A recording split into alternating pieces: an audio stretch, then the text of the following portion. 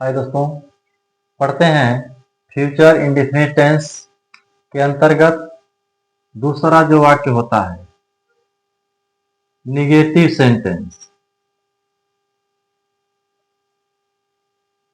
Negative sentence यानी कि नकारात्मक वाक्य।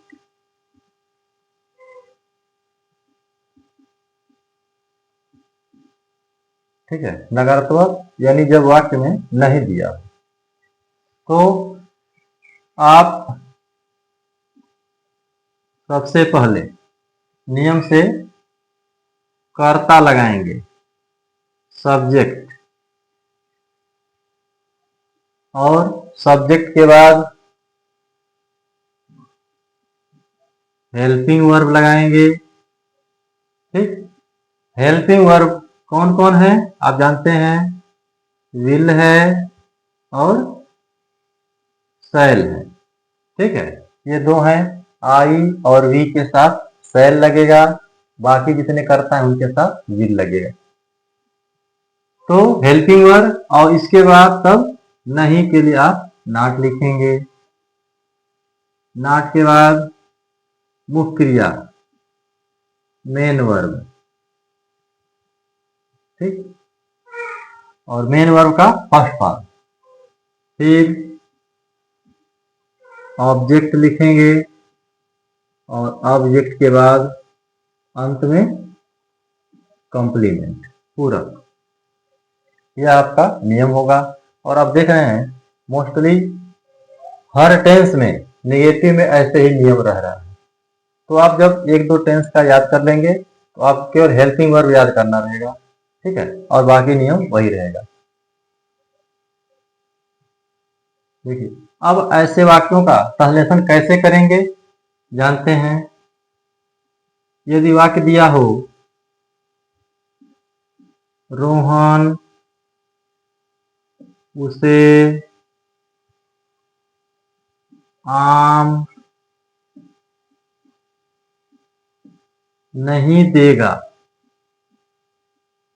रोहन उसे आम नहीं देगा, गा आ गया मुख्य क्रिया के अंत में तो फ्यूचर इंडेफिनिट टेंस का वाक्य है। नहीं आ गया तो यह निगेटिव सेंटेंस है। अब ट्रांसलेशन करते हैं। सब्जेक्ट कौन है, रोहन, तो आप लिखेंगे रोहन। अब रोहन के साथ सहायक क्रिया विल। रोहन विल, और विल के बाद नहीं के लिए नॉट। मुख्य क्रिया देना, गिव मीन्स देना। ऑब्जेक्ट कौन है, उसे आम। दो ऑब्जेक्ट हैं तो पहले आप उसे के लिए लिखेंगे हिम, दूसरा object mango. Rohan will not give him mango. यदि वाक्य दे दे हम सब तुम्हें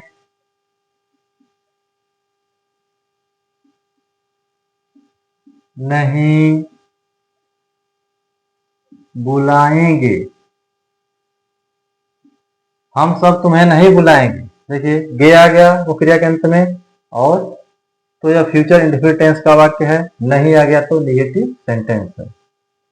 सब्जेक्ट देखें कौन है काम करने वाला, हम सब, तो हम सब के लिए लिखते हैं वी। अब वी के साथ हेल्पिंग वर्ब शैल लगती है तो वी शैल, और शैल के बाद नहीं के लिए नॉट। मेन वर्ब बुलाना, कॉल। ऑब्जेक्ट कौन है, तुम्हें, you. We shall not call you.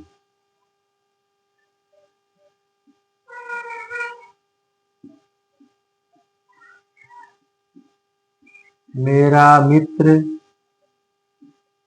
कल नहीं पढ़ाएगा। यह वाक्य है, मेरा मित्र कल नहीं पढ़ाएगा। देखिए मुख्य क्रिया के अंत में गा आया तो इस टेंस के अंतर्गत आएगा यह। नहीं है तो निगेटिव है। सब्जेक्ट मेरा मित्र, तो मेरा के लिए माई फ्रेंड। ठीक। हेल्पिंग वर्ब, माई फ्रेंड के लिए हेल्पिंग वर्ब विल लगेगी।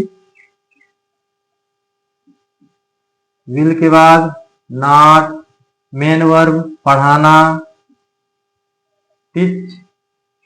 कल के लिए, अब फ्यूचर टेंस में कल के लिए क्या लगता है? टुमारो।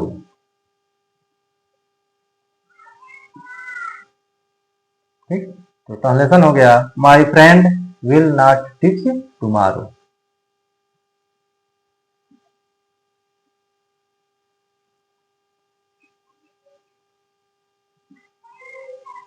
कल बारिश नहीं होगी। यह वाक्य है, कल बारिश नहीं होगी। तो अब बारिश का जिक्र हो गया, सब्जेक्ट, अब इसमें क्या बनेगा? इट। ठीक है, और अब इट के लिए हेल्पिंग वर्ब विल लगेगी। विल, और विल के बाद नहीं के लिए नॉट, मेन वर्ब बारिश होना, रेन मीन्स बारिश होना, और कल के लिए टुमारो।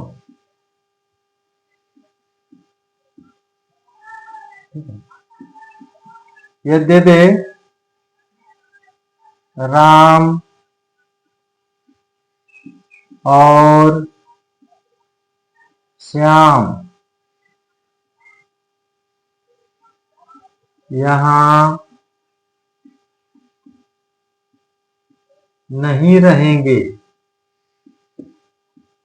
देखिए, तो रहेंगे यानी गे शब्द आया तो यह इस टेंस के अंतर्गत आएगा। अब सब्जेक्ट कौन है?